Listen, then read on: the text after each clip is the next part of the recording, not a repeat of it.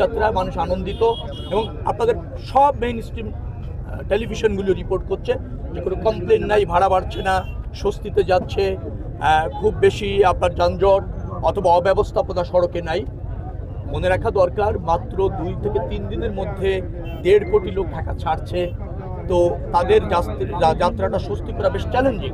কিন্তু আমাদের সরকার প্রধানমন্ত্রীর নির্দেশে যে প্রস্তুতি আমরা নিয়েছি, আমরা নিশ্চিত ইনশাল্লাহ যাত্রীরা স্বাচ্ছন্দ্যে আরামদায়ক ভ্রমণের মাধ্যমে স্বজনদের কাছে যাবে, কোনো ব্যবসায় ঘটবে না। আমরা প্রায় 7,500 কিলোমিটার নৌপথ নিয়মিত ড্রেজিং করে সচল রাখি। এই মুহূর্তে 1200 কিলোমিটার নৌপথ খনন কাজ চলছে। 4,500 কিলোমিটার আগামীতে নেওয়ার আমরা পরিকল্পনা নিয়েছি। আপনি যে আশঙ্কা করছেন, এটা আশঙ্কা। আমার ধারণা যে অবাধে সদরঘাট থেকে বরিশাল পর্যন্ত জাহাজ চলাচল, ভোলা পর্যন্ত যে সমস্ত জাহাজ চলাচল করে নৌ রুটে, তারা অবাধে চলতে পারবে, সে প্রস্তুতি আমাদের আছে এবং সেই খনন কাজও করে আমার মনে হয় না যে আপনি যেটা আশঙ্কা করছেন সেটা হবে।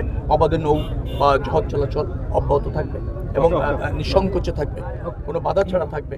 আপনি সদরঘাটের খবর নেন, চমৎকার পরিবেশ বজায় আছে। আপনি চিটাগাং রোডে চাপটা একটু বেশি আছে, সারা বাংলাদেশের খবর নেন। আমি গাড়িতে বসে সব জায়গায় মনিটরিং করছি এবং দেখছি।